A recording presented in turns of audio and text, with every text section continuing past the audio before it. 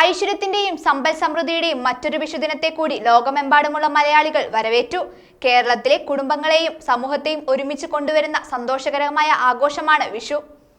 ഐശ്വര്യത്തിന്റെയും സമ്പൽ സമൃദ്ധിയുടെയും മറ്റൊരു വിഷുദിനത്തെ കൂടി ആഘോഷപൂർവ്വം ലോകമെമ്പാടുമുള്ള മലയാളികൾ വരവേറ്റു.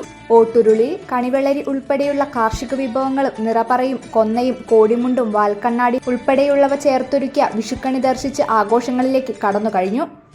കുട്ടികളെന്നോ മുതിർന്നവരെന്നോ വ്യത്യാസമില്ലാതെയാണ് വിഷു കൈനീട്ടം വാങ്ങുന്നതും നൽകുന്നതും.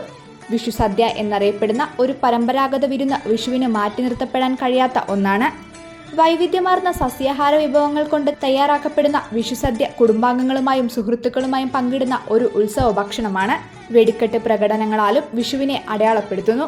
ഇത് ആഘോഷ അന്തരീക്ഷവും വർദ്ധിപ്പിക്കുന്നു. പ്രതിസന്ധിയുടെ നാളുകൾ പിന്നിട്ട് സമ്പൽ സമൃദ്ധിയുടെ നല്ല നാളുകളെക്കുറിച്ചുള്ള പ്രതീക്ഷകളാണ് ഓരോ വിഷുദിനവും നൽകുന്നത്. കാർഷിക പാരമ്പര്യവുമായും ഹൈന്ദവ വിശ്വാസവുമായി ബന്ധപ്പെട്ട് നിൽക്കുന്ന ആഘോഷം കൂടിയാണ് വിഷു. വൈഷവം എന്ന വാക്കിൽ നിന്നാണ് വിഷു എന്ന പദമുണ്ടായത്. കേരളത്തിലെ കുടുംബങ്ങളെയും സമൂഹത്തെയും ഒരുമിച്ച് കൊണ്ടുവരുന്ന സന്തോഷകരമായ അവസരമാണ് വിഷു.